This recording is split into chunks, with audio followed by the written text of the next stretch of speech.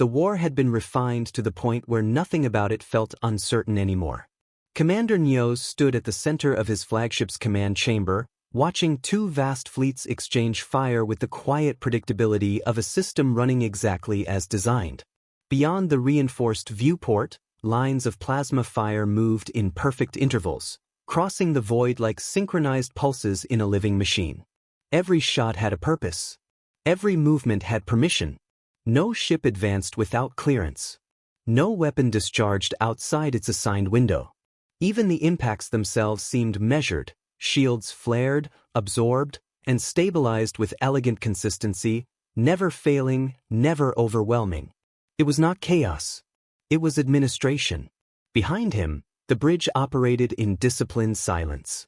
Officers worked with precise, economical movements, their eyes fixed on their stations, their voices calm and regulated. No alarms blared. No one shouted. There was nothing to panic about. There never was.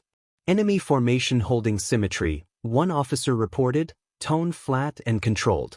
Deviation, 0.02%. Nios gave a small nod, barely shifting his posture. As expected, he said. On the central display, the opposing fleet mirrored their own formation almost perfectly. Their ships curved and adjusted in respectful alignment, never overstepping invisible boundaries that had been agreed upon generations ago. Even their aggression followed rules. Nios adjusted the cuff of his uniform, smoothing out a non-existent crease. The fabric sat perfectly against his arm, just like everything else in this war, clean, controlled, intentional.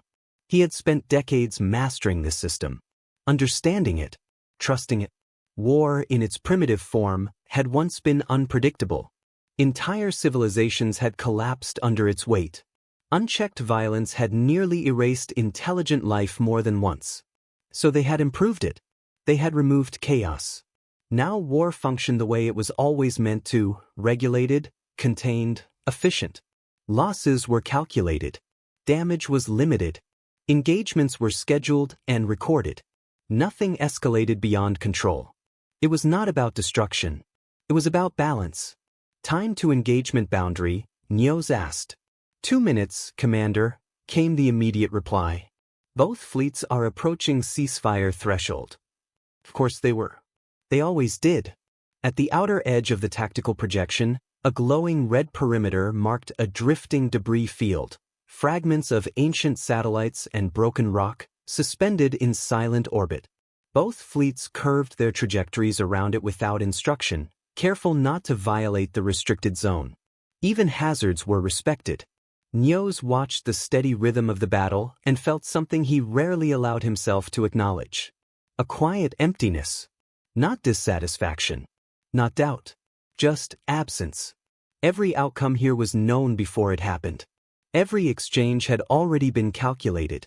Even victory, if it ever came, would arrive on schedule, approved and documented. There was no room for surprise. No room for anything real. Commander, the sensor officer said suddenly, a faint edge creeping into their otherwise controlled voice. We are detecting an anomaly.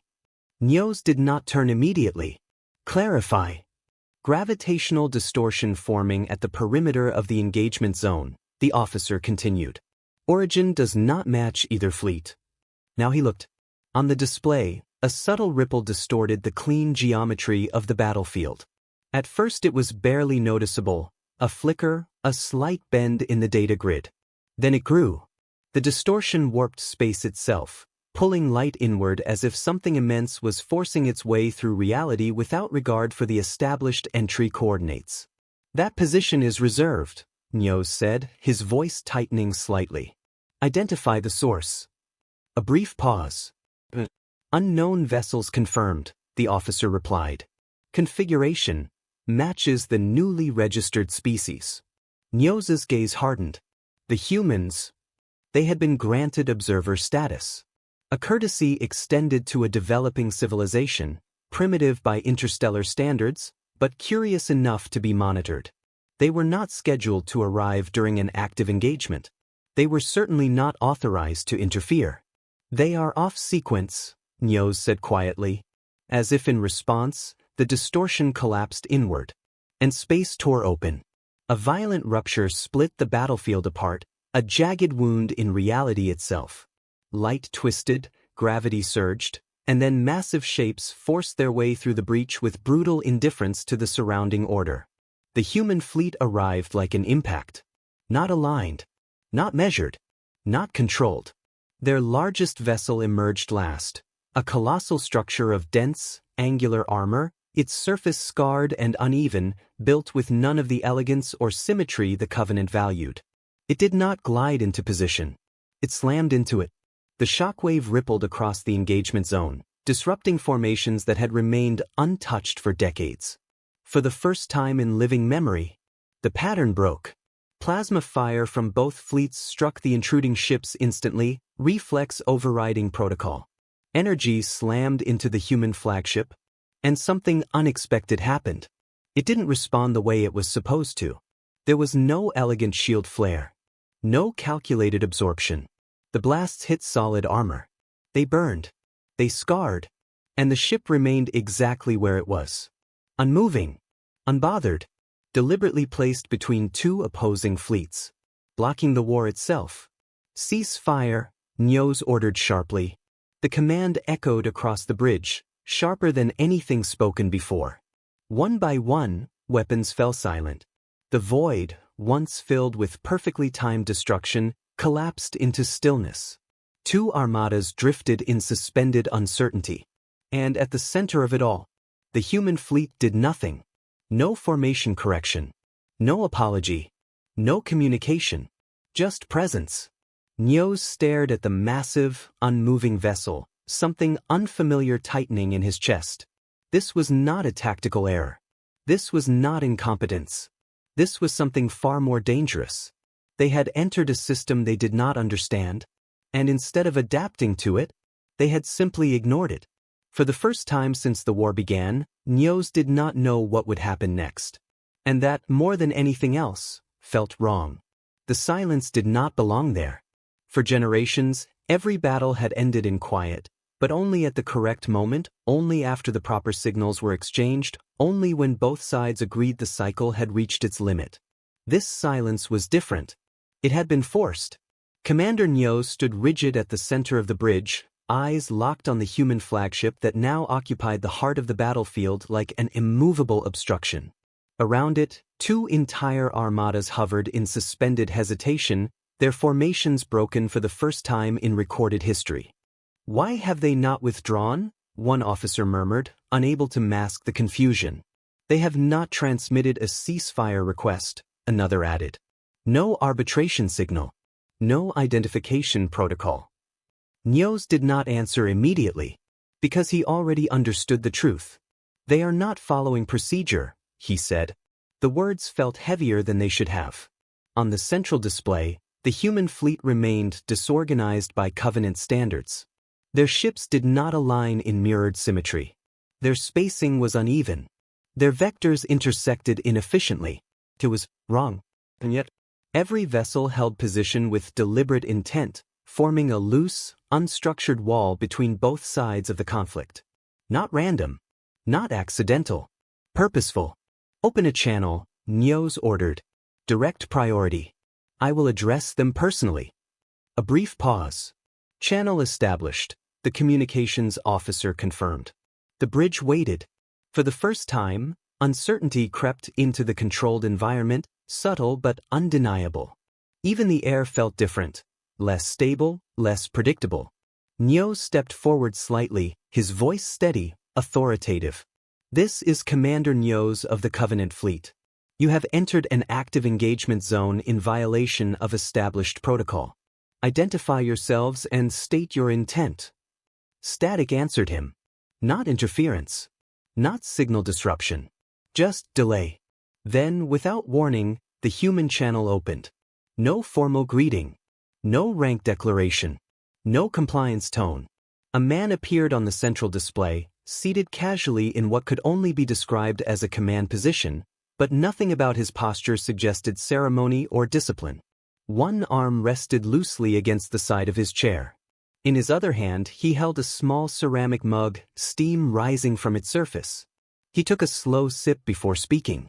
You're shooting each other on a timer, he said, as if commenting on something mildly interesting. That normal for you? The bridge went still. Nyoz did not react outwardly, but something in his chest tightened. You will answer the question, Nyoz replied, voice colder now. State your designation and explain your intrusion.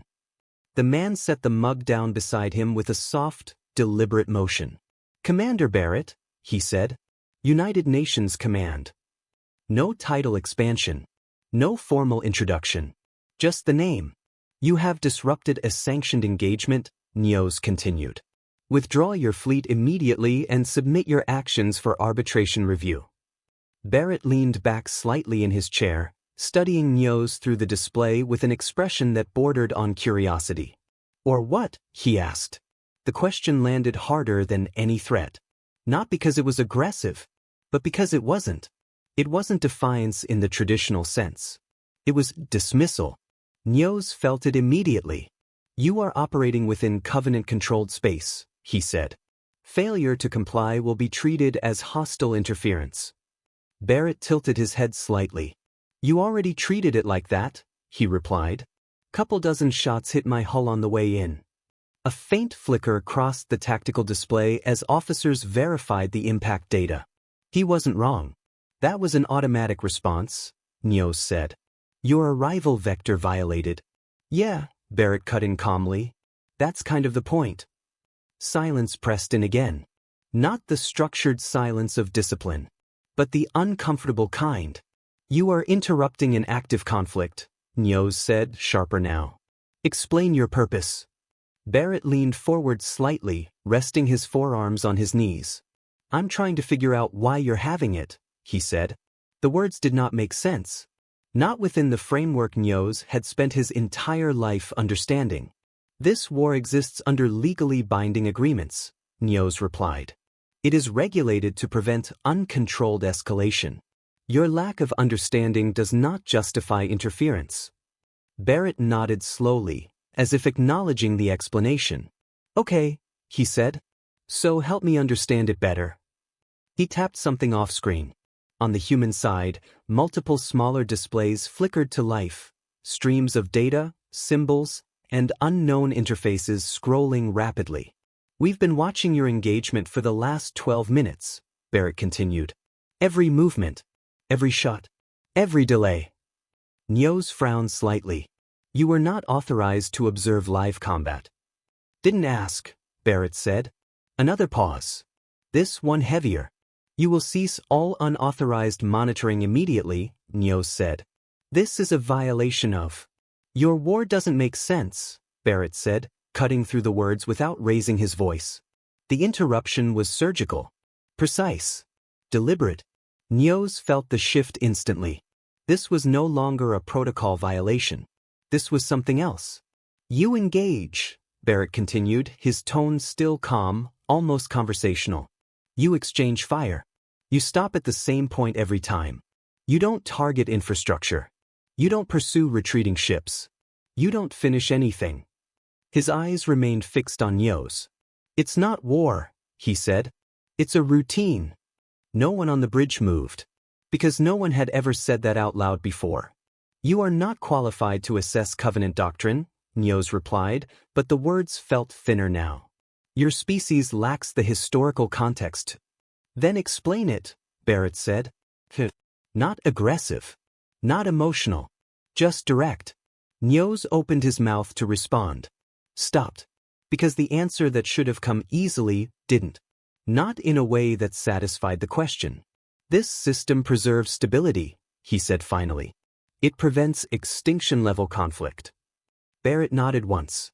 Yeah, he said. I can see that part. He leaned back again, reaching for his mug. But that's not what I asked. Another sip. Another pause. Where's the damage? Barrett asked. Nyoz blinked once. What? Long war, Barrett continued, gesturing lightly. Generations, right? Hundreds of engagements. Yes, Nyoz said cautiously. Barrett gave a small, almost amused exhale. So where is it? The question hung there, unanswered. Nyoz's eyes flicked, almost involuntarily, to the tactical display. Ships intact. Formations stable. No collapsing infrastructure. No devastated systems. Just repetition. Barrett watched the reaction carefully. Exactly, he said quietly. Something cold settled in Nyo's stomach. This is not your concern, Nyo said, but there was less certainty in it now. Withdraw your fleet. Barrett set the mug aside again, this time without looking at it. No, he said simply. The word landed like a fracture. You do not have that authority, Nyo snapped. Barrett's expression didn't change. You're right, he said. I don't. The beat. But I don't think you do either. Silence. Real silence. The kind that spreads. The kind that makes people stop breathing for a second longer than they should. Barrett reached to the side again, tapping a sequence into his console. We're going to take a look around, he said. See how this whole thing works. Nyo's felt the shift before he saw it. Data streams on the human side accelerated. New signals appeared. Connections forming where none should exist. You will cease that action immediately, Nyo's ordered. You are accessing restricted.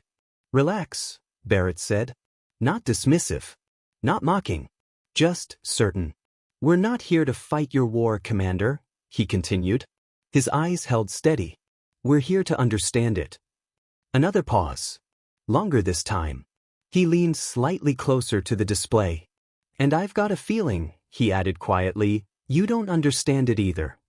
The channel cut. No formal close. No protocol acknowledgement. Just gone. On the bridge, the controlled world Nyos had trusted for decades felt, subtly, but undeniably, unstable. And for the first time, he wasn't sure the system was as complete as he had always believed. For a long moment after the channel went dark, no one spoke. The bridge, once a place of absolute precision and certainty, felt altered. Not visibly. Not structurally. But something intangible had shifted, like a perfectly balanced system that had just been nudged out of alignment. Commander Nyos remained still, eyes fixed on the empty display where the human had been seconds ago. Reopen the channel, he said. Attempting, the communications officer replied quickly. The pause. No response. Their network is closed. Closed. Nyos turned slightly. Explain. It's not standard encryption, the officer said, frowning at the data. It's layered, adaptive. Every time we attempt a handshake, the structure changes. Another officer leaned in. It's not just blocking us. It's studying the connection. A quiet ripple of unease moved across the bridge. Nyos turned back to the main display. The human fleet had not moved. Not even slightly. Status of the opposing fleet, he asked. They are holding position, the tactical officer replied. No weapons activity. No retreat vector initiated. Nyos narrowed his eyes. They are waiting, he said. Not for orders. For something else. Commander, another voice cut in, sharper this time. We are detecting low-level signal emissions from the human flagship. Type. Unknown. It's not weapon targeting. Not communication. It's scanning. Scanning what? The pause. Everything. The word landed heavier than expected. Nyo stepped closer to the central console, watching as streams of unfamiliar data began to overlay the battlefield map. The human ship wasn't just observing positions or energy signatures. It was mapping patterns, timing intervals, response delays. Every engagement cycle that had ever been repeated was now being dissected in real time. They are recording the structure, Nyos said quietly. No, the officer replied, voice tightening. They're analyzing it. There was a difference. And everyone on the bridge felt it. Can we block it? Nyos asked. We can attempt to mask certain signals, came the response. But if we do, it will disrupt our own synchronization with the opposing fleet. Nyos didn't need further explanation. The entire war depended on that synchronization. Every movement, every shot, every pause. If they broke it, the system itself could collapse. Maintain current parameters, Nyos ordered. A few officers exchanged brief, uncertain glances, but no one challenged the command. Because there was no alternative that didn't carry greater risk. Commander, the tactical officer said again, more urgently now. The opposing fleet is adjusting formation. Nioz's attention snapped back to the display. The opposing armada, long locked in mirrored structure, was shifting. Not aggressively. Not chaotically. But unevenly. Their lines were no longer perfectly aligned. Their spacing no longer symmetrical. It was subtle. But it was wrong. They are reacting to the humans, Nioz said. Without directive? Someone asked. Yes. That was the problem. Every action in the system required directive.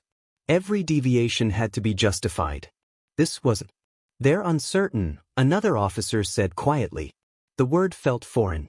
Uncertainty was not a factor the system allowed. And yet, there was. Spreading. Nioz clenched his hands behind his back.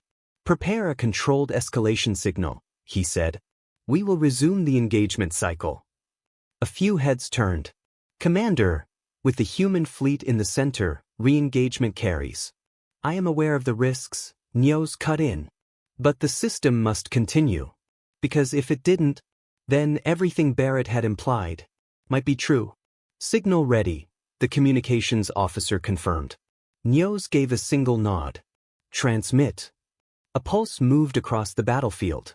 A familiar one. Structured. Recognized. For generations, that signal had meant one thing. Continue. For a heartbeat, nothing happened. The opposing fleet responded. Their formations tightened, imperfectly but enough. Weapons systems powered. Energy signatures rose. The cycle was restarting. Nioz exhaled slowly, tension easing just slightly. Order was being restored. Commander, the tactical officer shouted. Human fleet, movement detected. Nioz turned sharply. For the first time since their arrival, the human ships were moving. Not retreating. Not advancing in formation. They were repositioning. Individually. Freely. Like they were ignoring every known rule of engagement. Trajectory? Nioz demanded. Intercept patterns, the officer replied, disbelief clear in his voice. They're placing themselves between active firing lines. That's not possible, someone muttered. No fleet would. The first shot was fired. Not by the humans. By the opposing fleet. A standard opening strike. Measured. Predictable. Calculated to hit a Covenant vessel at a precise interval. Except it didn't. Because a human ship moved directly into its path. The impact flashed across the display. A clean hit. Direct. The human vessel took it without evasion. Gasps broke across the bridge. They didn't dodge, an officer said, stunned. They had time, another added. They saw it coming. Nioz stared at the damage readout. Hull integrity, holding. Shields, fluctuating but stable. Minimal response. They absorbed it, he said, as if confirming something. Then more shots followed. Both sides. The cycle had resumed. For now, there were humans inside it, moving through it, breaking its precision simply by existing within it. Multiple impact zones, the tactical officer called out. Human ships are intercepting fire across all vectors. They're disrupting the exchange, someone said. No, Nioz corrected, voice low. They're redefining it. Another blast struck a human cruiser, this one stronger, less controlled. So, no retaliation. No counterfire. Just movement. Placement. Interference. Why aren't they firing back? An officer asked. No one answered. Because the question didn't make sense. You respond. You escalate. You survive. But this wasn't survival behavior. This was something else. Commander, the communications officer said suddenly. Incoming transmission from the human flagship. Nioz didn't hesitate. On screen. Barrett reappeared. This time, the background behind him was different. Slightly darker, more active. Data scrolled rapidly across unseen displays, reflections flickering faintly in his eyes. He looked focused. But still calm. Still controlled. Looks messy up close, doesn't it? He said. Nioz didn't respond immediately. Because for the first time, it did. You are interfering with an active engagement, Nios said finally. Your ships are taking direct fire. Yeah, Barrett replied. We noticed. Then withdraw, Nios snapped. You have made your point. Barrett shook his head slightly. No, he said. Not yet. Another human vessel took a hit in the background, visible even through the filtered display. Still no retaliation. Still no aggression. Just presence. You are risking destruction for no strategic gain, Nios said. Barrett leaned forward slightly. That's where you're wrong, he said. The beat. We're learning. The words settled slowly. He gestured faintly to the unseen systems around him. Every shot you fire, he continued, every pause you take, it's all data. Nios felt that cold sensation again. Stronger this time. You are analyzing a controlled system you do not understand, he said. Barrett's expression didn't change. Yeah, he said quietly. That's what worries me. Silence. Behind him, another impact flared. Another human ship holding position where no ship should willingly be. You think this is war, Barrett continued. His voice wasn't mocking. It wasn't dismissive. It was certain. But it's not, he said. Nios's jaw tightened. You are in no position to define. It's containment, Barrett said, cutting through the words. Precise. Final. The bridge went completely still. Not between fleets, Barrett added. His eyes locked onto Nios. But on them. The implication hit harder than any weapon. Nios felt it immediately. That fracture. The doubt. That single, dangerous possibility he had never allowed himself to consider. That is speculation, he said, but the certainty was gone. Barrett didn't argue. Didn't push. He just watched him for a second longer. Then said quietly, yeah. Another pause. We'll keep watching. The channel cut again. And this time, no one on the bridge moved to speak.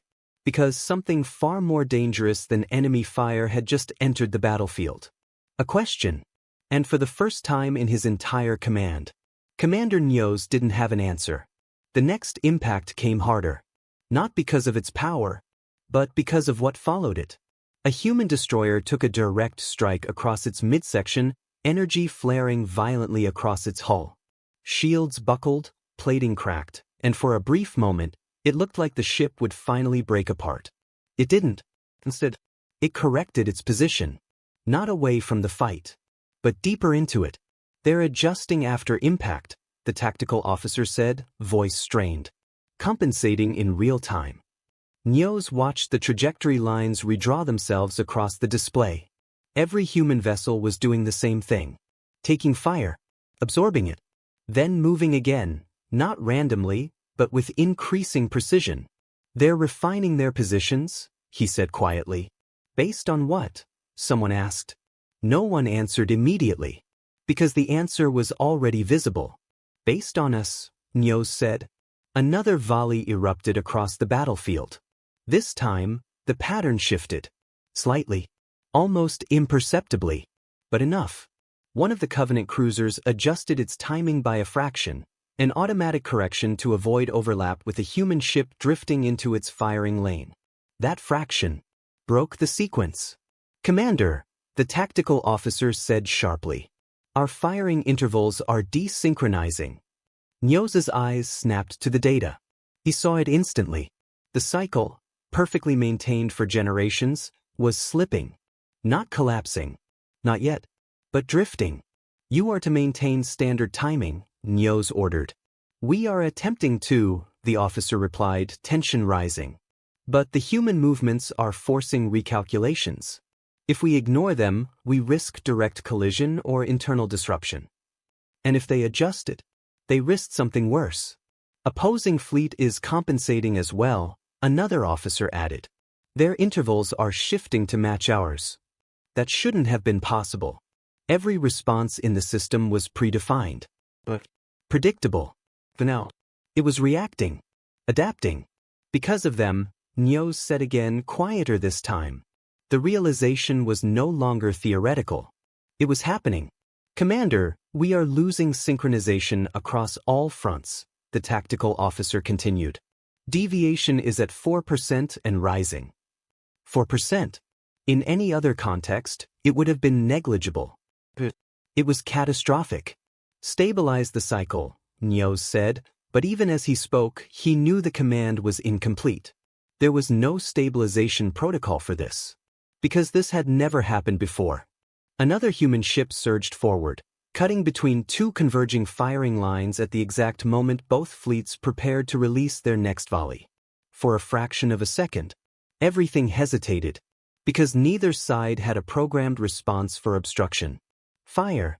An opposing commander transmitted across the open channels, their signal bleeding into Covenant frequencies. The shot went through, clipped the edge of the human vessel, and struck its intended target. Off timing. The sequence broke further. Deviation at 9%, the tactical officer said. Nios felt it now, not just in the data, but in the atmosphere of the bridge itself. Control was slipping.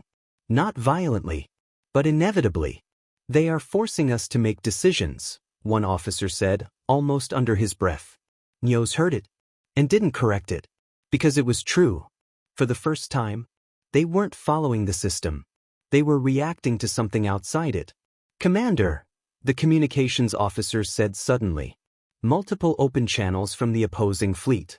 They are requesting clarification. On what? Nios asked. The pause. On how to proceed. Silence followed. Because that question was never supposed to exist. They are asking for direction? Another officer said, disbelief evident. Yes. Nios stared at the incoming signals.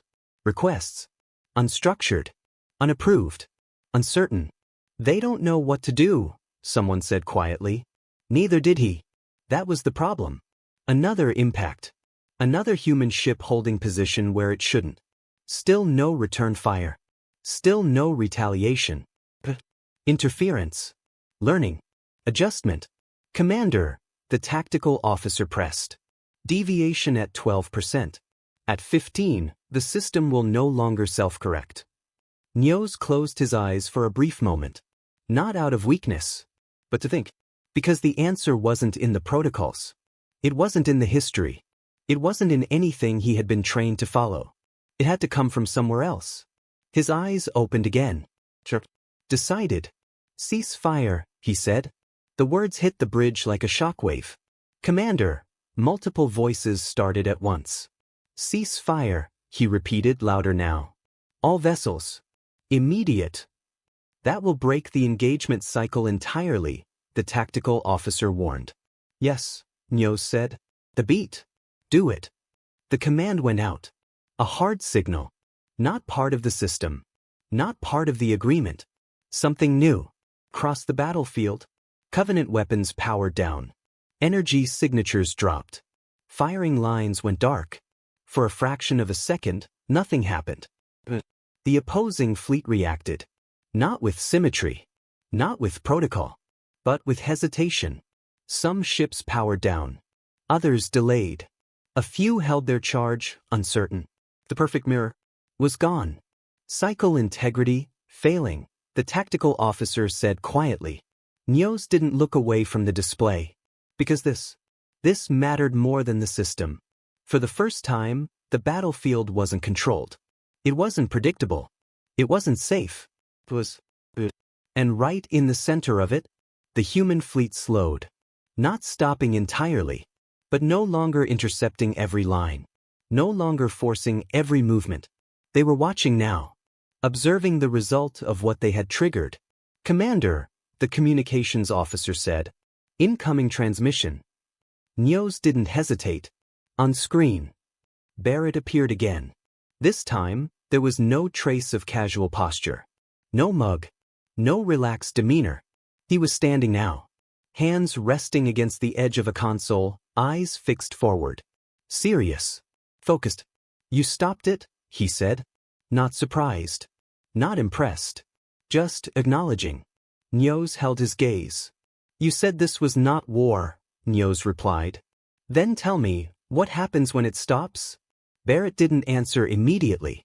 For the first time since his arrival, he paused. Not calculating. Not analyzing. Thinking. We find out, he said. The simplicity of it was almost unsettling. Behind him, human ships adjusted again, but this time more slowly, more deliberately. No longer disrupting. Just present. Watching. Waiting. You have destabilized a system that has preserved order for generations, Nyoz said. Barrett nodded slightly. Yeah, he said. Another pause. Because it wasn't stable, he added. The words settled heavily. Nyoz felt it again, that fracture widening now. If it was, Barrett continued, we wouldn't have been able to break it just by showing up. Silence. On the battlefield, both fleets remained in partial standstill, neither fully disengaged nor fully committed. Caught in something unfamiliar. Your system depends on control, Barrett said. Nyoz didn't respond. Because that part was true. It depends on predictability, Barrett continued. On everyone doing exactly what they're supposed to do. Another beat. We don't do that. A human ship drifted slowly across the display, crossing a boundary line that had never been crossed before. No reaction. No automated correction. Please. Open. Unstructured. You're introducing chaos, Nyoz said. Barrett shook his head slightly. No, he replied. We're introducing choice. The word echoed in the silence that followed. Not directive. Not protocol. Not system. Something else. Something far more dangerous. Or far more powerful. Nyoz looked back at the battlefield. At the fleets. At the broken symmetry. At the uncertainty spreading through every line. And for the first time, he understood what had been missing. Not control. Not order. But the absence of something fundamental. Something the humans had brought with them without even trying. Something that could not be programmed. Could not be contained. Could not be predicted. And now that it existed here, the system would never be the same again. The battlefield did not return to silence. It changed into something worse. Uncertainty filled the space where precision once ruled. Ships from both fleets held position, but not in perfect symmetry anymore. Some drifted slightly off alignment. Others hesitated in partial formations, as if waiting for instructions that never came. For the first time in generations, there was no next step. Commander, we are receiving fragmented directives from the opposing fleet, the communications officer reported. They are attempting to re-establish cycle parameters. Are they synchronized? Nyoz asked. No, came the answer. Each command is slightly different. That should have been impossible. Every directive in the system was identical by design. Every response mirrored. But now, they were diverging. They're trying to fix it, an officer said quietly. Nyoz shook his head. No, he replied. They're trying to understand it. And that was far more dangerous. On the main display, one of the opposing cruisers powered its weapons again, hesitantly, cautiously, as if unsure whether it was even allowed.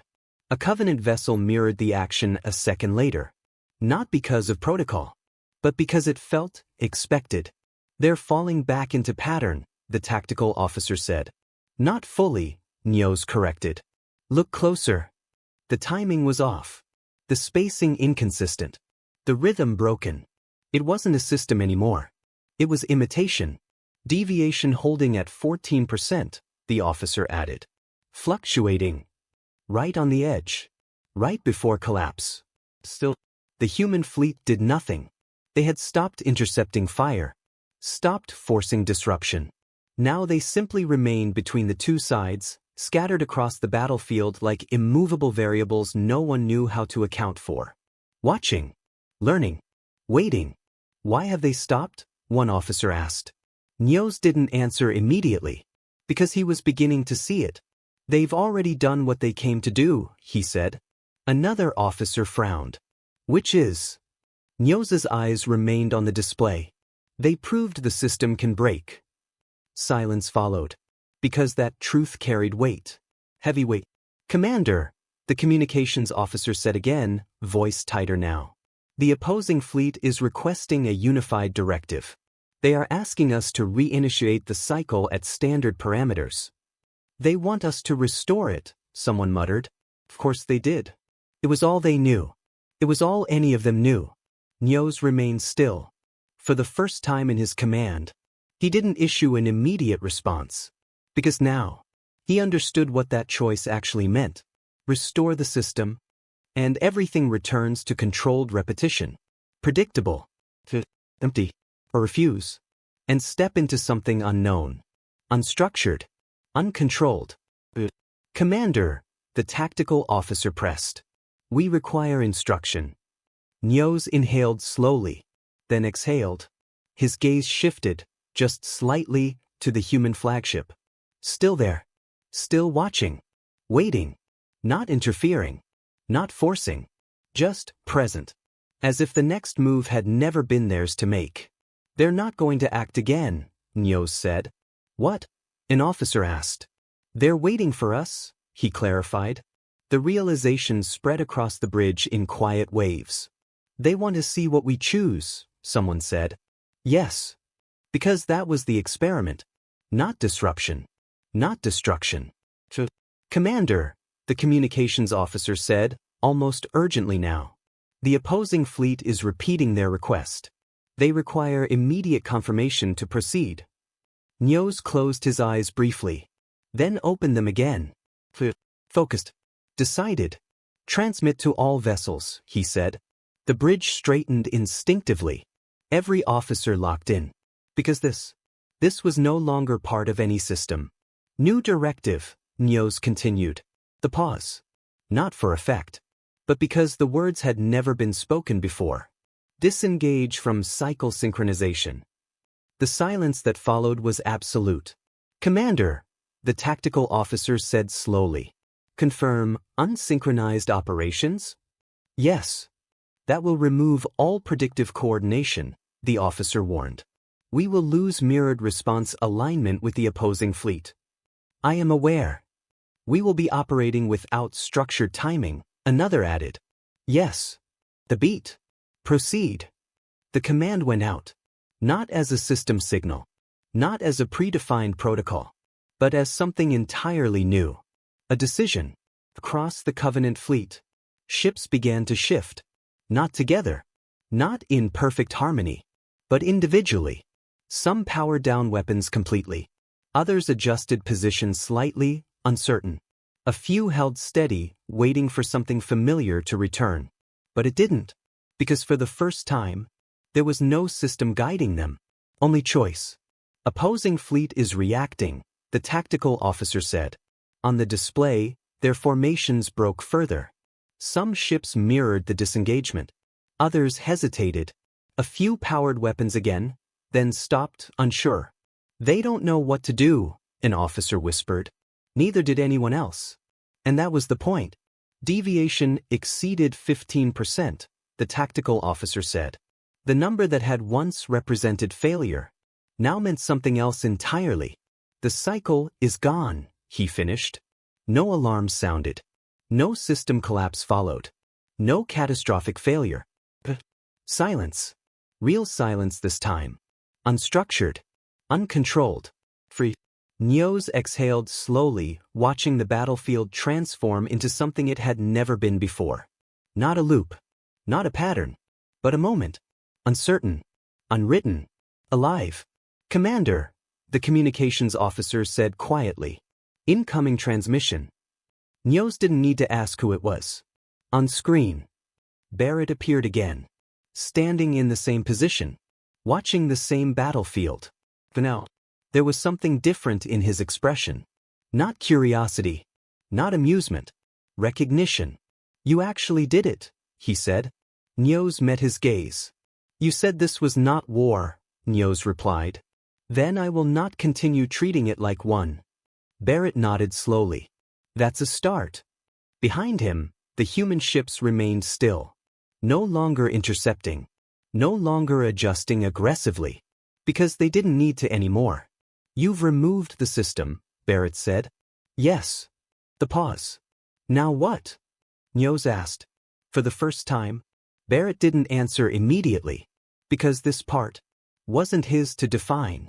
He looked out over the battlefield just as Nyos did. 2 fleets. No structure. No cycle. No instructions. Just possibility. Then he looked back. That depends, he said. On what? Barrett held his gaze. On whether you were fighting a war, he said quietly, or avoiding one. The channel stayed open this time. No abrupt cut. No controlled ending. Just silence between them. Waiting. Because whatever came next wouldn't be part of any system. It would be something else. Something neither side had ever truly faced before. And for the first time, it would be real. Nothing happened. That was the first sign everything had changed. No immediate escalation. No automatic response. No hidden mechanism stepping in to correct what had been broken. Just 2 fleets, suspended in a reality none of them had ever been trained to handle. Commander, the tactical officer said quietly, almost uncertain if he should even speak. All weapons remain offline across our fleet. Nyos nodded once. And the opposing fleet? Holding, the officer replied. Partial weapon charge on some vessels, but no firing solutions locked. They were waiting, but not for a signal. For a decision. And that was new. On the main display, the battlefield looked unfamiliar despite being the same space. Without synchronized movement, the formations no longer resembled opposing halves of a perfect structure. They looked like what they actually were. 2 separate forces. Independent. Unpredictable. Open wide-channel communications, Nyos said. The bridge shifted slightly at the order. Wide channel, the communications officer repeated. Unsecured. Yes. That will allow the opposing fleet to transmit freely. I am aware. A brief hesitation. Channel open. For the first time in recorded conflict history, there was no controlled exchange. No filtered signals. No structured dialogue. Just an open line across the battlefield. Static filled the silence at first. Voices. Not one. Many. Fragmented transmissions from the opposing fleet spilled into the channel, overlapping, uncoordinated. Requesting clarification. Cycle parameters undefined. Awaiting directive. Confirm engagement status. The words clashed with each other. No hierarchy. No order. Just confusion. Nyos listened. Really listened. Because beneath the noise, there was something else. Fear. Not of destruction, but of not knowing what came next. He stepped forward. This is Commander Nyos, he said, his voice cutting cleanly through the overlapping transmissions. Gradually, the channel quieted. Not completely, but enough. The engagement cycle has been terminated, Nyos continued. There will be no resumption under previous parameters. A ripple moved through the opposing signals. Immediate. Termination not authorized. Violation of agreement. System instability risk. All correct, Nyos said. The interruptions faltered. Because that wasn't the expected response. But the system has already failed, he continued. You are experiencing it now. Silence followed. He let it settle. Not as a command, but as a fact. You are waiting for instruction, Nyos said. There is none. That hit harder than anything else. Because it removed the last piece of structure they had left. Then what do we do? A voice finally asked. Direct. Unfiltered. The question echoed across the open channel. And for the first time, it wasn't rhetorical. Nyos didn't answer immediately. Because this was the moment everything depended on. His eyes shifted briefly to the human flagship.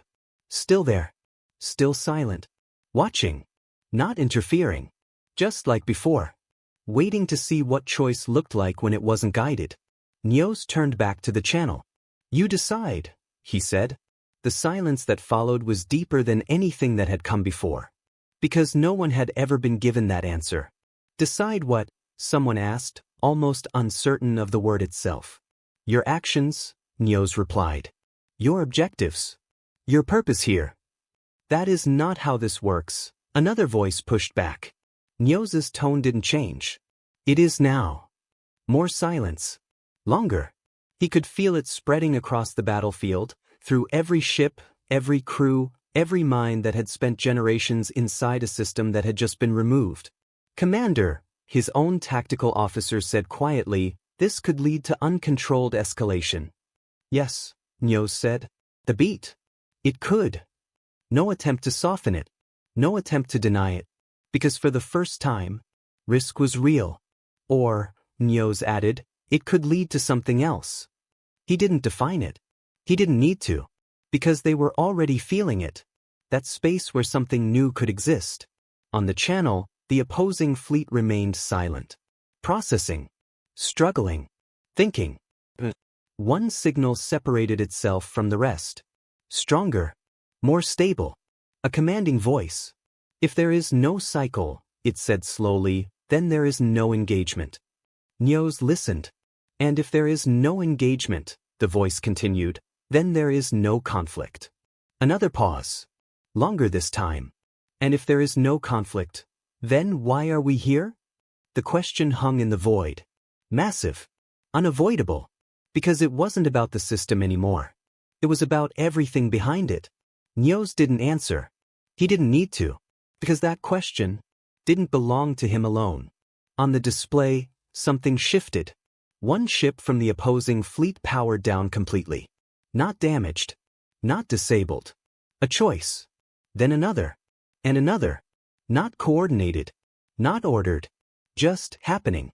They're disengaging, the tactical officer said, barely above a whisper. Some of them, Nyos corrected. Because others were still holding. Still uncertain. Still deciding. And that was fine. Because that's what this was now. Not a system. The process. Commander, the communications officer said softly. Human transmission incoming. Nyos gave a slight nod. On screen. Barrett appeared again. But this time, he wasn't looking at Nyos. He was watching the battlefield. The ships powering down. The ones still holding. The ones slowly beginning to move away from their original positions. He let the moment breathe. That's the first real decision anyone's made out here, he said quietly. Nyos studied him. You expected this? Nyos asked. Barrett shook his head slightly. No, he said. The beat. Hoped for it. Silence settled again. Different this time. Less tense. Less controlled. More open. You removed the system, Barrett continued. Now they have to figure out what replaces it. And if nothing does? Nyos asked. Barrett looked at him then. Really looked. Then maybe it didn't need replacing, he said. The simplicity of it felt almost absurd. And yet, the ships were already proving it possible. No cycle. No structure. No forced continuation. Just choice. Nyos turned back to the display. Watched as another opposing vessel powered down and slowly drifted away from the engagement zone. No one fired. No one pursued. Because there was no rule telling them to. And no system forcing them to continue. For the first time, the battlefield wasn't a machine. It was a moment. Uncertain. Uncontrolled. But finally, honest. The first shot almost happened. And that was what made it real. On the far edge of the battlefield, one of the opposing vessels, smaller, heavily armored, its hull still scarred from previous cycles, began to power its weapons back online. Not fully. Just enough. A flicker on the tactical display. But in a system that had just lost all structure, even a flicker carried weight. Commander, the tactical officer warned, tension snapping back into his voice. Weapon systems charging on hostile vessel designation K-47. Every eye on the bridge shifted. Because this was the test. Not the shutdown. Not the silence. But what happened when someone chose differently? Nyos didn't react immediately. He watched. Carefully. Locking? He asked. Negative, the officer replied. Charging, but no target acquisition. So not an attack. Not yet. Something else. On the open channel, the silence fractured again. Stand down, one voice urged. This is not authorized, another insisted. We have no command structure. The voices overlapped, clashing without resolution. Then the signal from K-47 cut through them all. Deliberate. If there is no system, the captain of that vessel said, then there is no restriction. A ripple of tension moved across both fleets. Because that logic was technically correct and dangerously incomplete. We can leave, another voice countered. We can also fight, K-47 replied. The words landed heavier than any weapon. Because they reframed everything. Choice wasn't just peace. It was also conflict. Real conflict. Chosen. Not assigned. On the human flagship, Barrett didn't speak. Didn't interfere. He just watched. Because this wasn't his moment anymore. Nyo stepped forward again. K-47, he said, addressing the ship directly. No title. All right. Just the designation. You are free to act, Nyos continued. But understand what that means. The pause. You will not be following orders, he added. You will be making a decision. Silence followed. That is the point, K-47 responded. And for a second, it looked like everything might collapse. The vessel's energy signature spiked slightly higher. Not enough to fire, but enough to cross a line. One more step, and the first real battle in generations would begin. Unscripted. Uncontrolled. Permanent. Commander, the tactical officer said quietly, if they fire, others may follow. Yes, Nyos replied. No hesitation. No denial. Because that was the risk. Not chaos from systems, but chaos from choice. On the open channel, something unexpected happened. Another opposing vessel spoke. Then another. Not commands. Not arguments. Statements. I am standing down. My weapons are offline. I will not engage. One by one, ships began declaring their decisions. Individually. Publicly. No hierarchy forcing them. No system guiding them. Just choosing. The effect was immediate. Not on the battlefield, but on K-47. Because now it wasn't a system it was defying. It was others. Like it. Making different choices. You hesitate, one of the voices said. I calculate. K-47 replied sharply. But there was a shift now. Subtle. Almost imperceptible. Its weapon charge stopped increasing. Held at the threshold. Balanced between two outcomes. Nyos saw it. Recognized it. Because this was what real decision looked like. Not instant. Not clean. But contested. Internal. You are not bound anymore, Nyos said, his voice steady. But neither are they. The beat. You choose your path, he continued. And you accept what follows. Silence. K-47's captain spoke again. Quieter this time. Without the system, there is no certainty. No, Nyos agreed. There is only consequence. That landed. Because consequence had never truly existed before. Only repetition. Only reset. Only continuation. Every action mattered. For real. The seconds stretched. Heavy. Unforgiving. On the tactical display, the weapon charge on K-47 dropped. Slowly. Deliberately. Until it reached zero. A breath released across the bridge. Not relief. Not yet. But something close. On the open channel, no one cheered. No one celebrated. Because they understood what had just happened. That wasn't compliance. That wasn't obedience. That was a decision. And it could have gone the other way. Barrett finally spoke. Softly. Almost to himself. That's harder than any battle. Nyos didn't respond. Because he was still watching. Still processing. Because the danger wasn't gone. It had just changed. Commander, the communications officer said, voice steadier now, multiple vessels are disengaging fully. Exiting the sector. And the rest? Holding position, but no active systems. Waiting. Still waiting. But not for orders anymore. For direction. For meaning. For something to replace what they had lost. Nyos looked at the battlefield.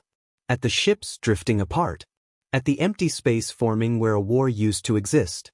And for the first time, he understood the scale of what had been removed. Not just a system, but a foundation. Commander, one of his officers asked quietly, what happens now? Nyos didn't answer immediately. Because there was no protocol for this. No precedent. No inherited response. He exhaled slowly, then stepped toward the console. Open channel, he said again. It was already open, but this time, he wasn't addressing confusion or conflict. He was addressing possibility. This is Nios, he said. The channel stilled. Not forced. Willing. The engagement is over, he continued. But this is not the end. The pause. Carefully chosen. You now exist outside the system that defined your actions, he said. Which means what comes next is not determined. Silence followed. But it wasn't empty. It was listening. You can rebuild the same structure, Nios said. Recreate the cycle. Restore what was. The beat. Or you can choose something else. No one interrupted. Because now, they understood the weight of that. There is no directive, Nios finished. There is only what you decide to become. He let the words settle. Then stepped back. On the display, more ships began to move. Not in formation. Not in opposition. But away. Some toward deep space. Some toward rendezvous points. Some toward each other. Not as enemies. Not yet as allies. But as something undefined. Something new. On the human flagship, Barrett watched it all unfold. No commands. No interference. Just observation. Because this was the part humans couldn't force. Only start. And across the void. For the first time in 100 years. The war didn't end with a victory. It ended with a decision. The silence didn't last. It transformed. What had once been a battlefield, rigid, predictable, controlled, began to shift into something far more complex. Movement returned. But not as formations. Not as opposing lines. Ships began altering course in ways no tactical model could predict. Some drifted toward the outer edges of the sector, engines low, almost cautious. Others moved inward, closing distance not for attack, but for proximity. For observation. For contact. Commander, the navigation officer said slowly, studying the evolving display, there's no pattern. Nios watched the same data. He understood why. Because there's no system, he replied. And without a system, there was no symmetry. No mirrored response. No guaranteed outcome. Every movement was independent. Every trajectory, intentional. On one side of the sector, a cluster of smaller vessels from both fleets began converging. Carefully. Not closing aggressively. Just enough to establish range. Are they forming a defensive group? The tactical officer asked. No, Nios said. Because there were no defensive protocols active. No targeting locks. No threat indicators. They're choosing proximity, he corrected. The words felt strange. But accurate. On the open channel, the silence fractured again, but this time, it wasn't confusion. It was communication. Unstructured. Unfiltered. Identifying vessel, requesting status. We are disengaging from prior command, no hostile intent, maintaining low power signature, approaching for dialogue. Different voices. Different tones. But none of them carried the rigid cadence of system-driven speech. They sounded alive. Commander, the communications officer said, almost surprised, they're talking to each other. Not through structured channels. Not through approved relays. Just directly. Yes, Nios said quietly. They are. On the human flagship, Barrett leaned slightly against the console, watching the same transformation unfold. They're improvising, one of his officers noted. Barrett shook his head faintly. No, he said. They're learning. There was a difference. Improvisation was temporary. Learning changed behavior. Across the sector, another shift began.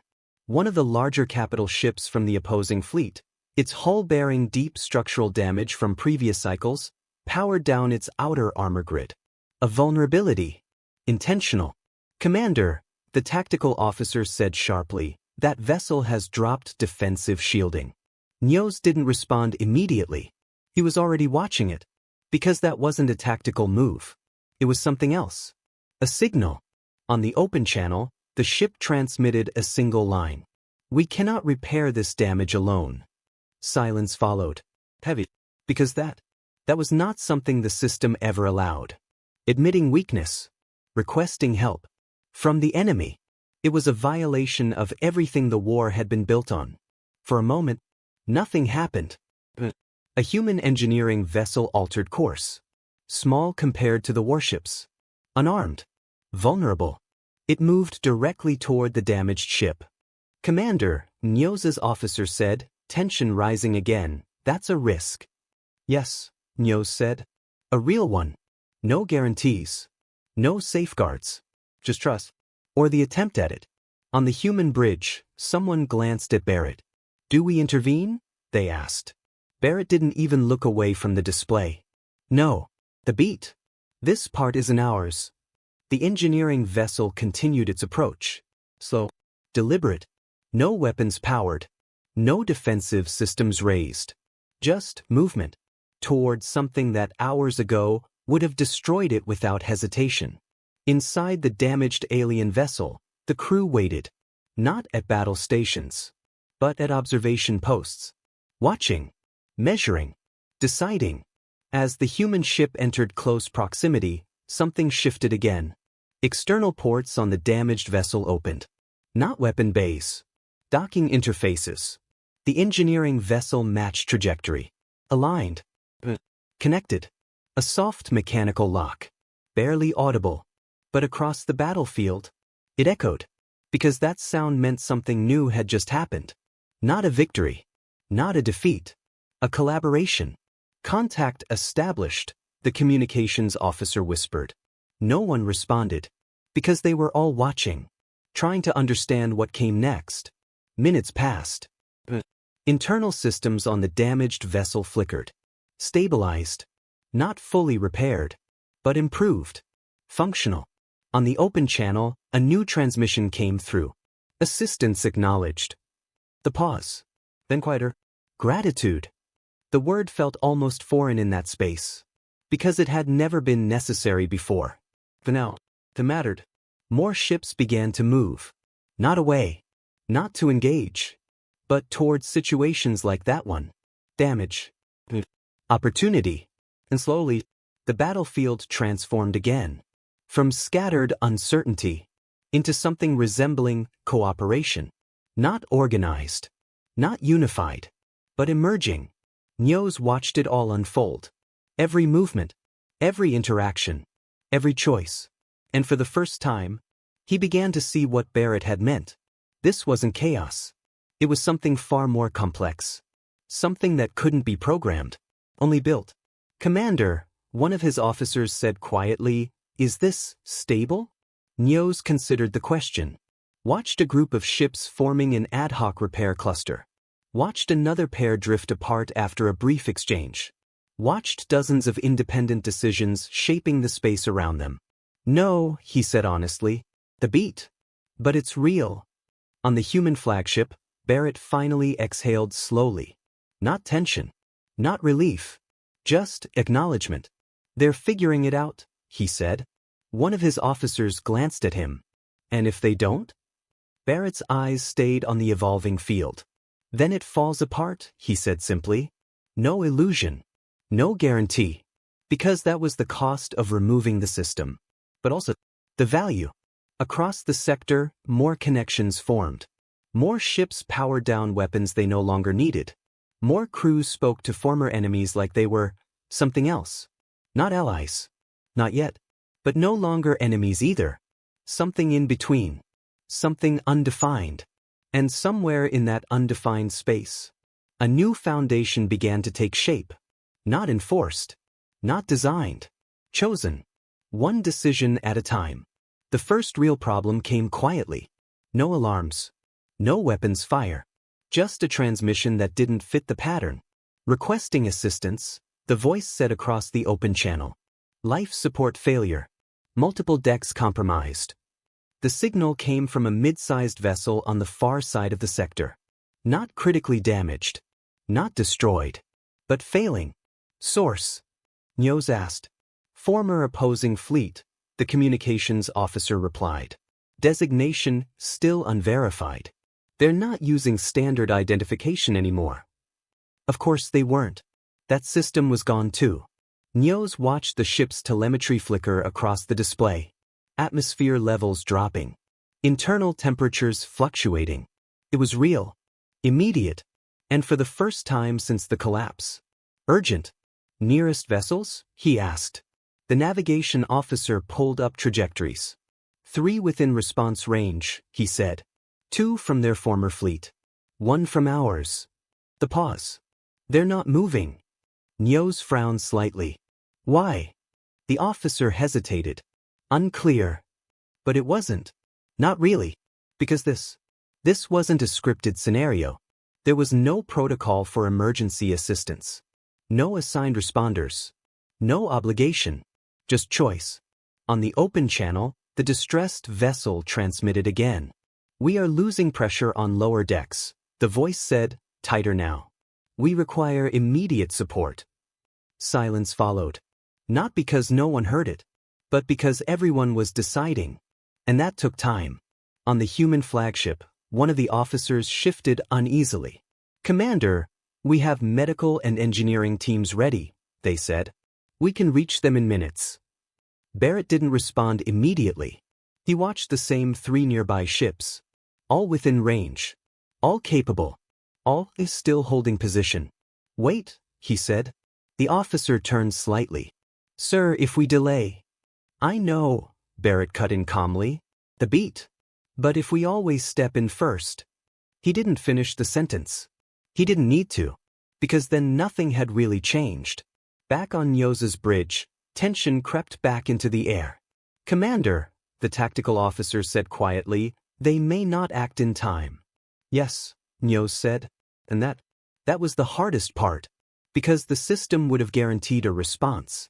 Immediate, efficient, reliable. But it would have been forced. Wasn't. On the open channel, the distressed ship's voice came again. Weaker now. Structural integrity declining. We cannot stabilize. The words trailed slightly. For a moment, it looked like no one would move. Like the absence of structure would cost lives. Like choice would fail where systems had succeeded. One of the nearby ships powered up its engines. A small surge on the display. Movement detected, the navigation officer said quickly. Vessel altering course toward distress signal. Which one? Niels asked. The officer checked. Former opposing fleet. The beat. Not one of ours. That mattered. Not tactically, but symbolically. The ship accelerated. Not at full burn, but fast enough. Committed. Moments later, a second ship followed. This one from Niels's own side. The third. All 3 now converging on the failing vessel. Not coordinated. Not assigned. Just responding. On the human bridge, someone let out a breath they hadn't realized they were holding. Barrett said nothing. But his eyes didn't leave the display. Estimated time to contact? He asked. 2 minutes, came the reply. Close. But maybe not enough. On the open channel, the distressed vessel's signal flickered. Atmosphere loss critical, crew relocating to upper decks. There was strain in the voice now. Less control. More urgency. The 3 responding ships pushed harder. Engines flaring brighter. Trajectories tightening. Every second mattered now. And there was no system to optimize it.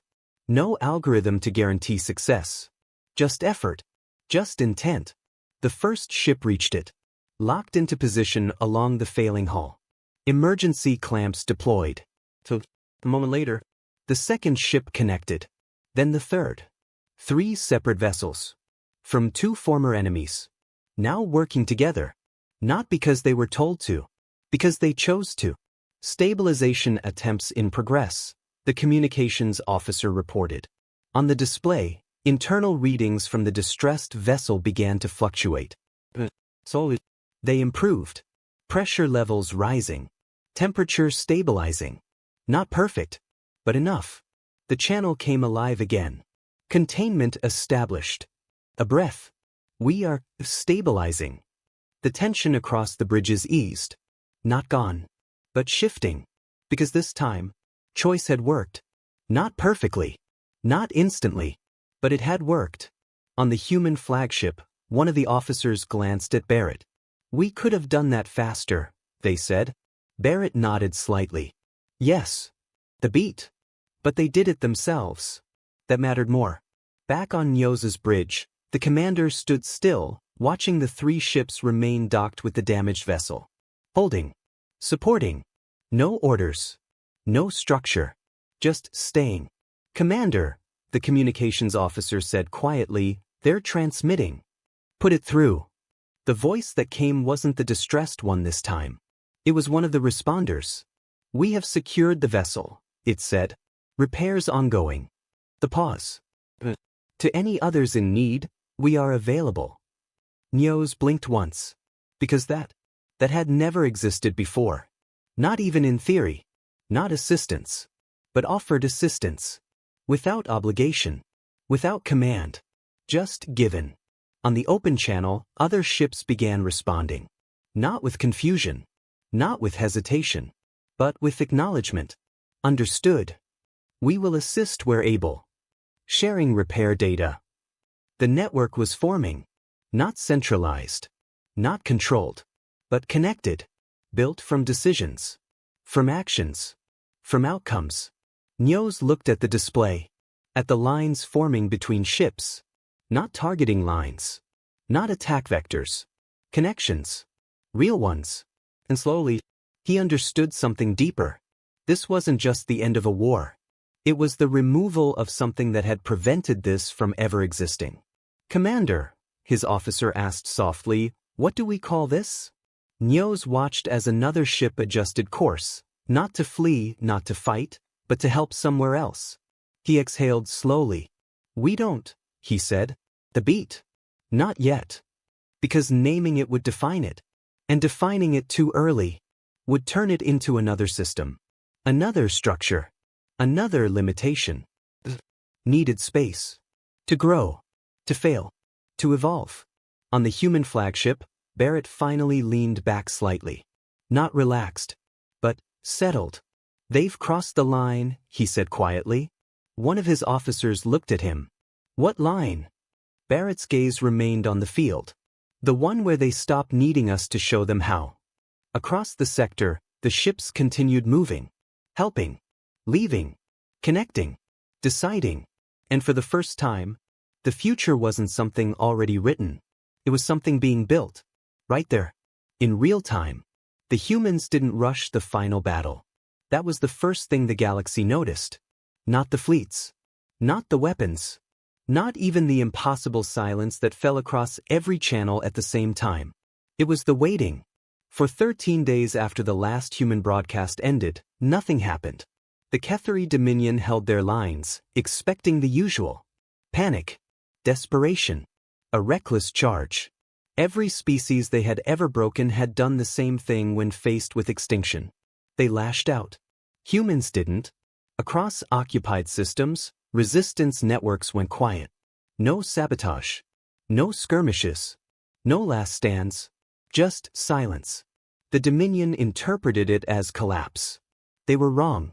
On the 14th day, every star in every system controlled by the Ketheri dimmed for exactly 3 seconds. Not flared. Not exploded. For 3 seconds, the galaxy felt something reach into the fabric of reality itself and press down. And then it was gone. Sensors went blind. Ships lost power. Artificial intelligences across the Dominion froze mid-process, unable to comprehend what had just occurred. And then, slowly, systems began to come back online. At first, everything seemed normal. Until the reports started coming in.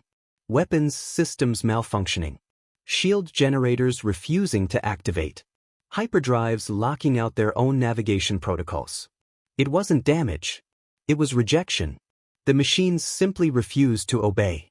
Panic spread through the Dominion command structure as engineers scrambled to override their own technology. They tried everything. Manual control, hard resets, even physical rewiring. Nothing worked. Because the systems weren't broken. They had been rewritten. Not their code. Their purpose. At the same time, human forces began to move. But not in fleets. Not in formations. Not in any way the Dominion could predict. Single ships appeared at the edges of occupied systems, drifting silently out of nowhere. No warp signatures. No jump coordinates. Each ship transmitted a single message. Not a threat. Not a demand. A statement. We are here. That was all. Then they acted. Without weapons. Without visible force. Dominion ships began to power down around them. Entire battle groups went dark as their systems simply ceased to function in the presence of human vessels. Planets under occupation found their orbital defenses going offline, their control networks severed cleanly from Dominion command. Garrisons lost communication. Then power.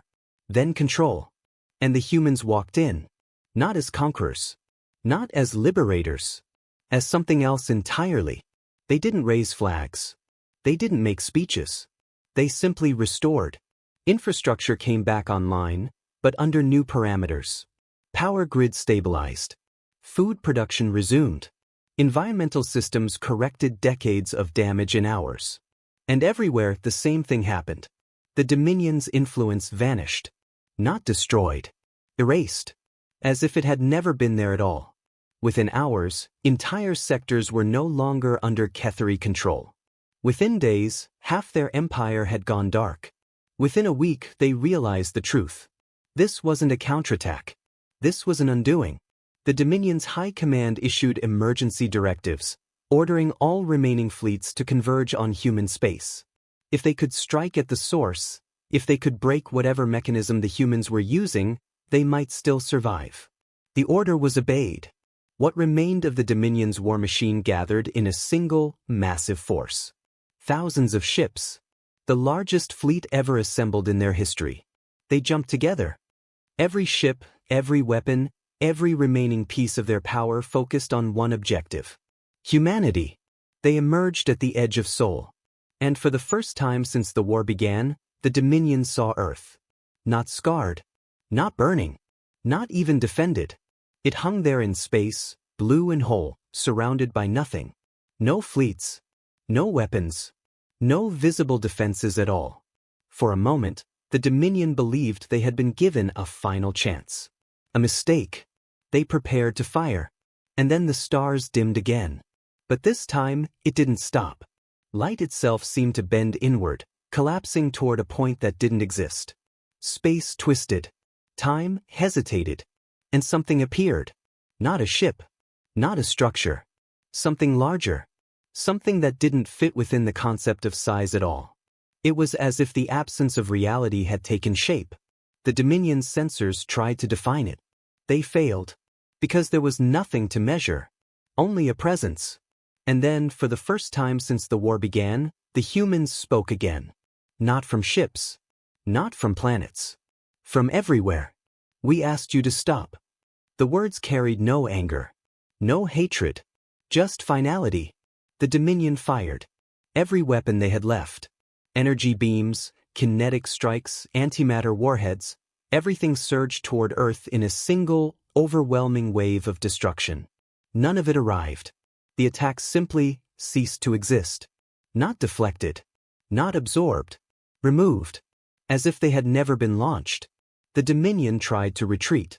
Their engines didn't respond. Their ships didn't move. Because space itself no longer recognized them as something that could. And then the presence moved. Not forward. Not closer. It simply decided to be where the fleet was. And suddenly it was. There was no transition. No motion. Just an instant shift from distant to absolute. The Dominion fleet hung inside it. And for a single moment, every being aboard every ship understood something they were never meant to comprehend. They saw the structure of reality. They saw the layers beneath existence. They saw the framework that held the universe together. And they saw where humanity had reached. Not to control it. Not to dominate it. But to stand outside it. The realization broke them. Ships began to shut down completely, their systems unable to process the data flooding through them. Crews collapsed, minds overwhelmed by the sheer scale of what they were witnessing. And still, the humans did nothing more. No attack. No destruction. Just presence. Then the voice came again. You were given a chance to exist. The pause. You chose not to. And with that, the presence receded. Not slowly. Not gradually. Instantly. The Dominion fleet was gone. Not destroyed. Not scattered. Gone. No debris. No signals. No trace that it had ever been there at all. Across the galaxy, the effects were immediate. Every remaining Dominion system fell silent. Their infrastructure, already failing, simply ceased to function entirely. Their empire collapsed in a matter of hours. And in its place, something new began to form. Not a human empire. Not a new domination. But a network. A system of stability. A balance. Of a protection. Human ships continued to appear across the galaxy, restoring worlds, repairing damage, and then moving on without a word. They didn't stay. They didn't rule. They didn't demand. They simply ensured that no one would ever threaten existence itself again.